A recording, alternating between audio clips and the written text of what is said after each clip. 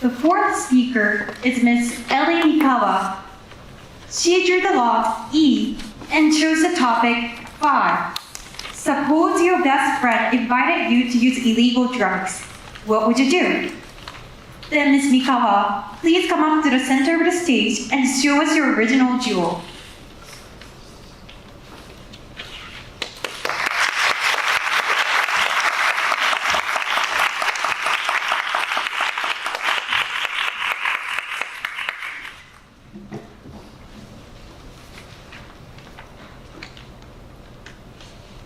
Thank you, Masters of Ceremonies, distinguished judges, questioner, and timekeepers.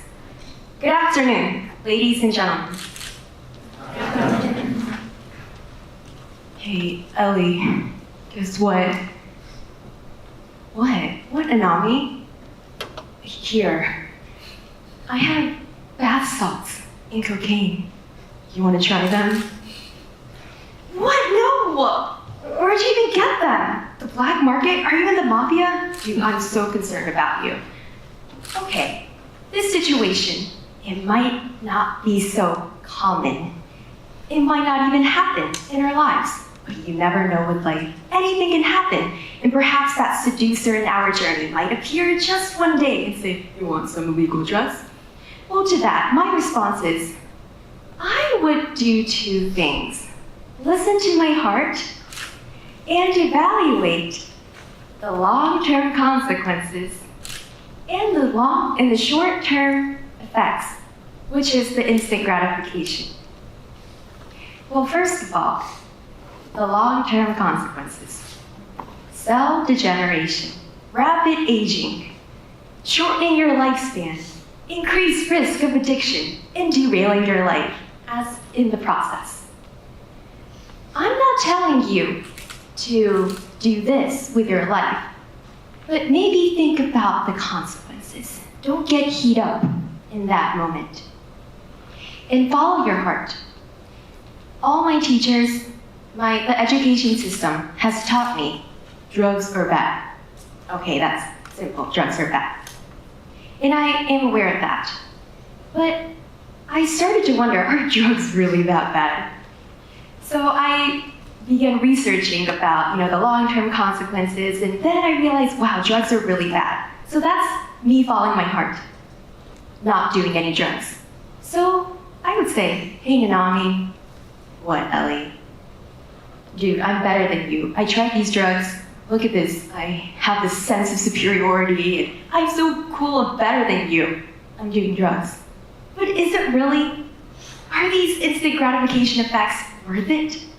Think about it, just even for a second. And this applies to not just illegal drugs, your best friend inviting you to do illegal drugs. It can be some sort of media or celebratory fame, or your friend even steering you into the wrong direction by, asking you to join the gangs or something. It can extend out to anything. So ladies and gentlemen, I want you to think. Follow your heart and listen to the long-term consequences that you've been hearing all your life, and outweigh all these effects, the instant gratification portions. Maybe you might find yourself following your heart that says, I want to do drugs. And sure, that's okay. At least you know the risks.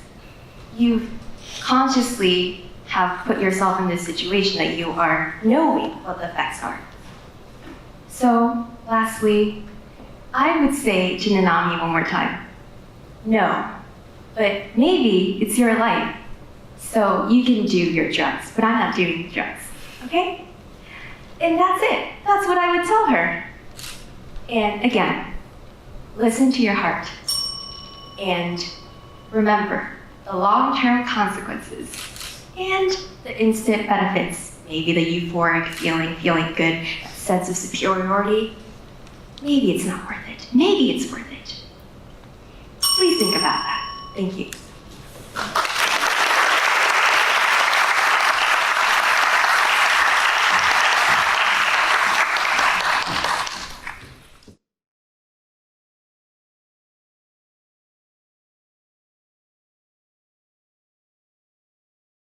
Let us welcome the fourth speaker. The fourth speaker is Miss Ellie Mikawa from Sophia University. She will deliver her speech under the title, Healing as a Survivor. Healing as a Survivor. Then Miss Mikawa, please come up to the center of the stage and show us the brightness only you can bring.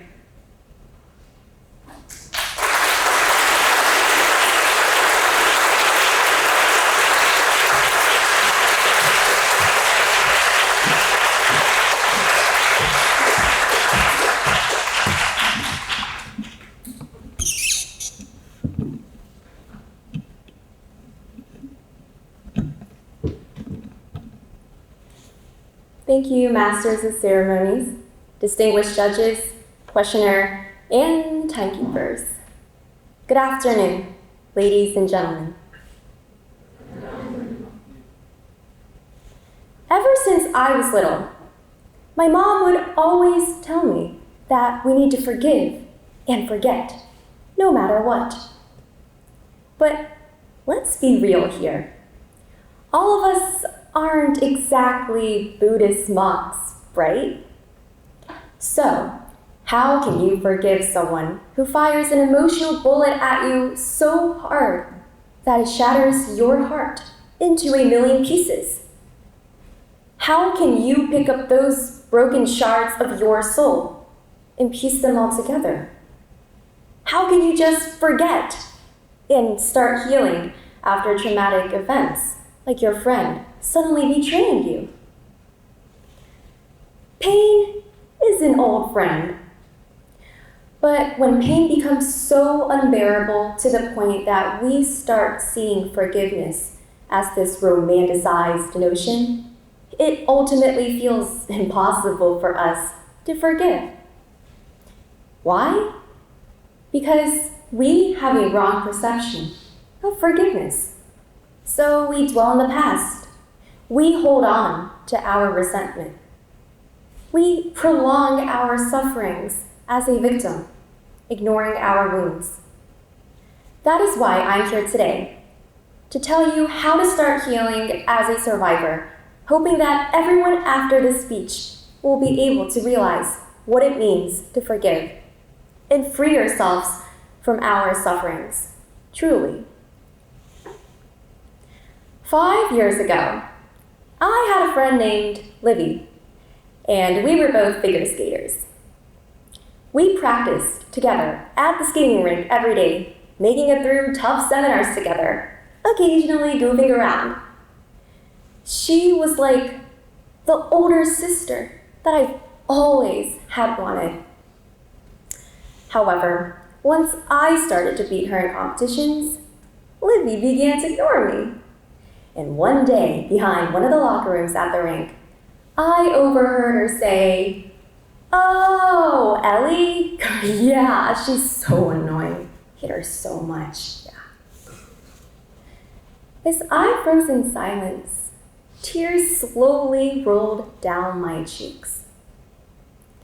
Libby, the girl whom I trusted and loved, had fired a bullet through me, shattering my heart into a million pieces. Then I remembered what my mom said about forgiveness, but how could you possibly justify Libby's actions? How could you simply forget about it? How could you even reconcile with her? So I couldn't forgive Libby and gave her the silent treatment, unaware of how I was stooping to the same level as her. And for many years, I felt anger, sadness, fear of losing myself if I forgave Libby. Like how 90% of us don't understand what it means to forgive, as stated by a psychology study conducted at the University of Pennsylvania. We give power to our perpetrator by not forgiving, since we make ourselves prisoners of our bitter resentment, which is something so toxic to our mental health. But after reading how one Holocaust survivor, Eva Kor, forgave the Nazis and how she defined forgiveness changed the way I saw everything. How forgiveness isn't about justifying our perpetrator's bad behavior. How forgiveness isn't about forcefully forgetting the pain, because if you think about it, it's impossible for us to click that delete button and erase the past from our minds, right? And how forgiveness isn't about expecting apologies or validation from our perpetrator, since forgiveness neither expects nor demands, as it is unconditional, making forgiveness different than reconciliation. Because in the grand scheme of things, forgiveness is not about who deserves forgiveness or whatnot, it's about what we believe in. Although I was pretty mortified when I realized that I had been misunderstanding forgiveness all along, I was also excited to finally take back the power that Libby took from me. The power to control my life, as I developed PTSD, scared to make friends for years. So ladies and gentlemen, as a first step to stop suffering, why not take a few seconds to remind ourselves the true meaning of forgiveness every day? That forgiveness is a solo act to liberate ourselves, and not something we mutually do for our perpetrator. That forgiveness is about acknowledging the event and releasing our resentment. That forgiveness is not about moving on from the event, but about moving forward with the event. Yes, it's comforting and satisfying to think about the what-ifs and the should-haves, because it validates us as a victim. But is it worth it? No, because the past is to be learned from but not lived in. Because when I forcefully tried to forget about Libby, she began to haunt me, and my feelings started to attack me, which made me realize that to start healing our wounds, we must eventually reflect on our past by doing this mindfulness exercise. So whenever you're feeling really bad and suffering, I want you to take out a sheet of paper, pencil, and close your eyes and recall that bitter incident, like me with Libby betraying me. And open your eyes to break that jar of emotions that you've been bottling up for so long and dumping all your feelings onto that sheet of paper to make peace with those events. By reminding ourselves the true meaning of forgiveness and reflecting on our past, we were able to finally lift that baggage off of our shoulders. Now that I don't expect anything from Libby anymore, I can make peace with my mind and live in the present moment. And eventually, I met up with Libby, asking her if we can be on mutual terms. And as Libby nodded, I smiled and walked away. Our relationship isn't what it used to be. And of course, forgiveness is not a magic wand that instantly heals our wounds like this. However, knowing what it means to forgive has allowed me to step forward in life. And yes, we will always remember fragments of our pain, and our wounds will leave scars. But I promise you that it will fade over time if we start forgiving. So don't keep suffering as a victim anymore. Instead, why not take responsibility for your life and start healing as a survivor? Because you deserve to take back your power and set yourself free. Thank you.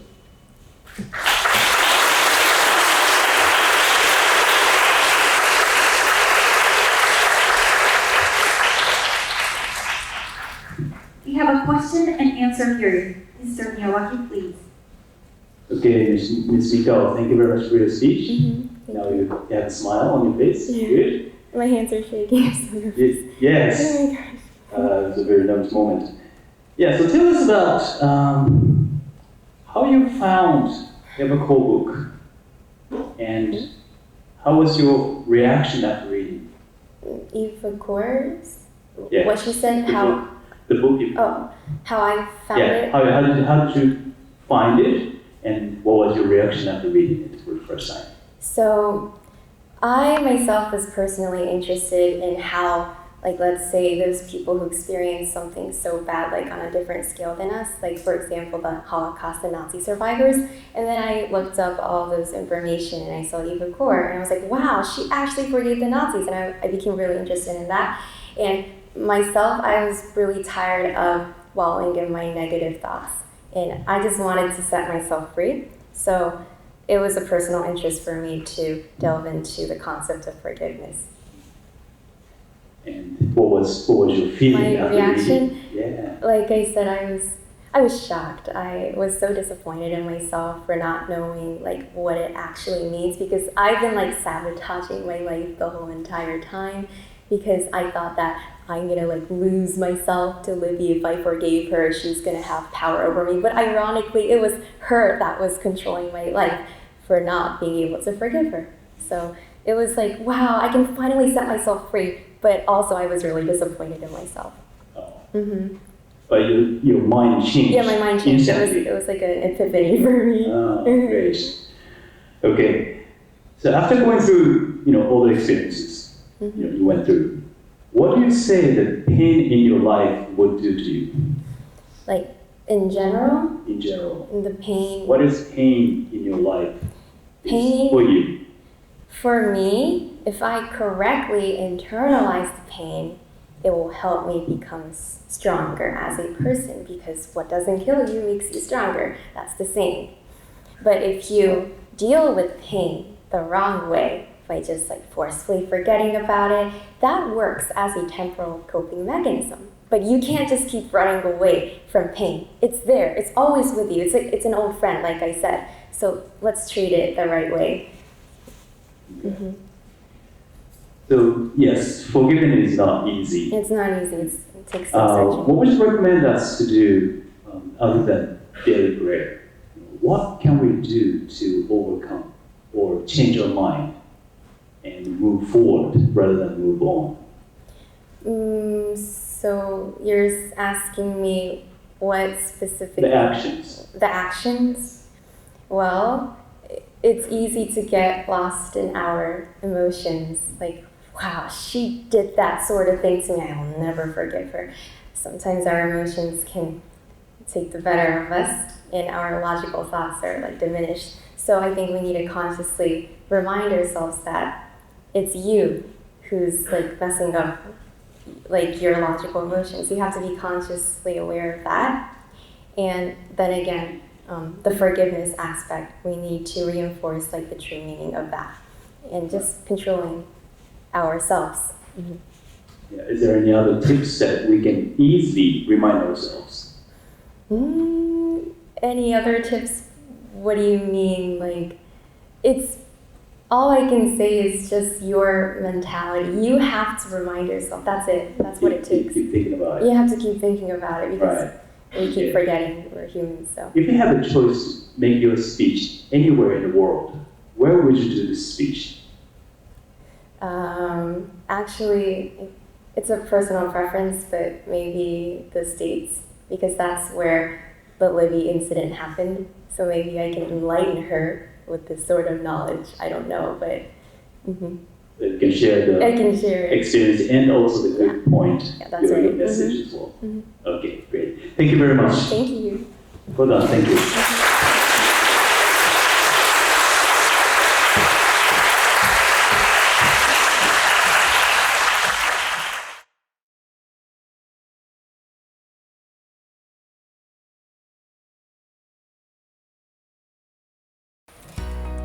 まあ正直すごい悔しいんですけど、エクステンポに関しては、その15分の短い時間で、うまく自分の気持ちを全部まとめることもできて、結構うまく伝えることができたので、すごい満足しています。今自分ができることを全て全うできたと思うので、悔しいんですけど、悔いはないです。私の自己体験のことなんですけど、友達リビーちゃんって言うんですけど、その子が傷つけたんですよ、私に。エリーのことすごい嫌いだ、もうなんでってずっと思ってて、許せなかったんですよ。でどうしてこんなにも許せないのかって、もしかしたら私許しっていう概念に対して誤った視点で見てるのかなって、この許しっていう forgiveness っていうことで、これは果たしていいのかってずっと疑問を抱いて、いろいろリサーチとかもし始めて、こういう見方もあるんだなってすごい勉強になって、許しっていう新たな価値観を皆さんに提供したくて、このトピックを選びました。はい。J.U.E.L、まず明治大学中野キャンパスは去年の三上杯の開催場所だったんですよ。でそうですね、1年ぶりなのですごい変な気持ちっていうか、戻ってきたんだなって、そういう気持ちだったんですけど、やっぱりすごい違うな。1年間この時を超えてもなんかすごい違う場所と感じたんですよ。今日が違う自分がいたっていう感じでした。でこの会場の雰囲気は本当に温かくて、その MC の2人も一緒に出場した方なので、すごい安心感も得ることもできましたし、とにかく最高でした、この会場は。今日は入賞できなかったんですけど、今まで積み重ねたこの努力ともスピーチに捧げたこの時間は無駄になってはないと思います。今日すごい泣いて、すごい悔しい思いもしたんですけど、後期このトピックまた扱うこともあると思うので、今後もすごい頑張りたいと思います。このトピックここでもう捨てるのはすごいもったいないと思うので、もうちょっと頑張ってみたいと思います。はい。